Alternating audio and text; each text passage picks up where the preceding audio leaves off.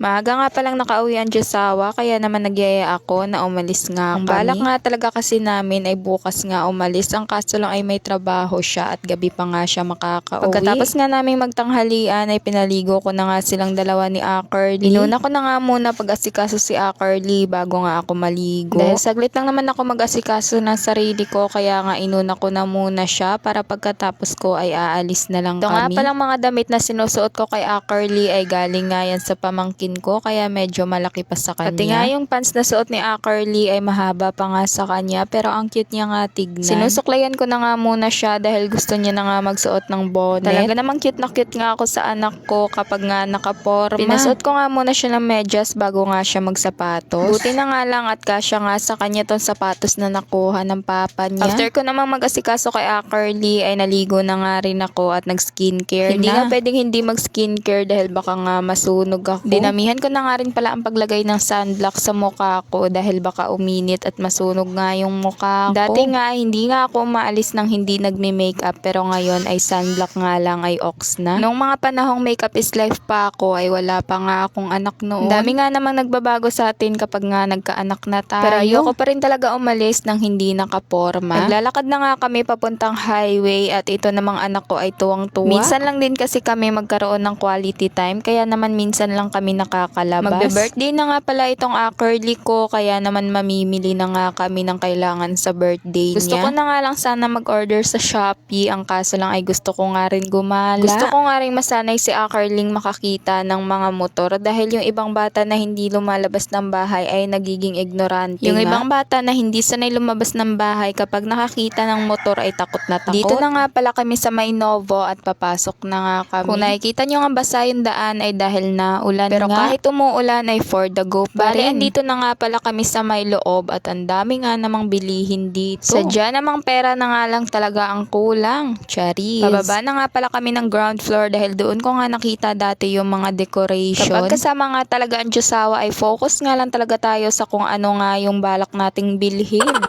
Ang tuwa nga namang bumababa si Akerly sa may hagdanan at may patalon-talon pa. Pagbaba nga namin dito ay nakakita nga ako ng mga puzzle mat. Ang kaso lang ay no budget. Sayang nga talaga dahil nag-heart-heart na nga talaga yung mata ko doon sa puzzle mat. Wala nga palang theme si Akerly sa birthday niya kaya naman kung ano-ano na nga lang din yung dinampot ko. Sayang nga talaga dahil hindi nga kompleto dito yung mga hinahanap ko para sa decoration. Naghahanap nga pala ako dyan ng number 2. Dahil si Akerly ay magto 2 years old na nga. Ewan ko ba mga tira-tira na nga lang talaga yata yun nandito dahil hindi na nga talaga sila kompleto. Ang dami ko pa nga sanang bibilhin kaso lang ay wala nga doon yung mga hinahanap ko para sa birthday ni Akerly. Tumitingin nga ako dito ng mga car, ang kaso ay maliliit. Ang gusto nga ni Akerly yung malalaki.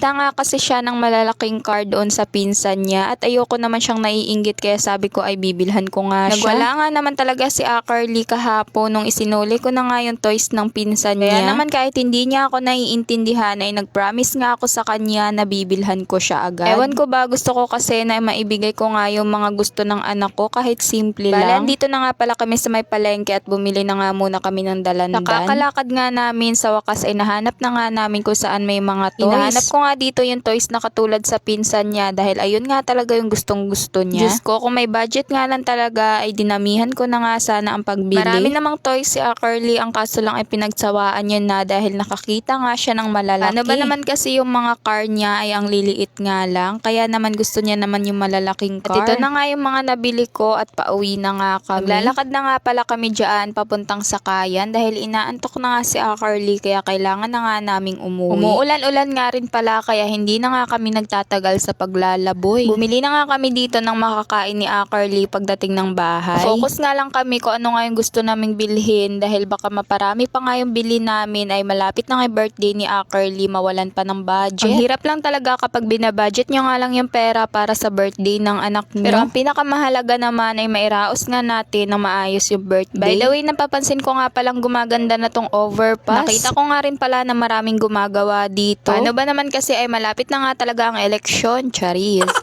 By the way, huminto na nga pala muna kami dito sa may malapit sa sakayan dahil uhaw na nga tong Curly ko. Ang cute nga naman talaga uminom ng batang to, akala mo naman ay matanda na. Pag uwi nga namin ng bahay ay naglaro nga agad tong batang to. Pagkadating pangalan talaga namin ay pinuntahan niya nga agad yung pinamili namin at sabi niya ay car. Ang sarap lang din sa feeling na nabibili mo yung gusto ng anak mo dahil hindi mo naranasan nung maliit ka pa. Naranasan ko naman noon na binibilhan nga ako ni mama palagi ng mga laruan, pero simula nga nung iniwan niya kami ay hindi ko na nga nararanasan ang maglaro ng mga ganyan. Ang dami ngang meron yung mga pinsan ko na wala ako noon. Kaya naman ayoko na maranasan ni Curly ang mainggit sa mga pinsan niya. After naman niya maglaro ay dumede na nga siya dahil nagutom na. O siya mga mi, maraming salamat sa panonood.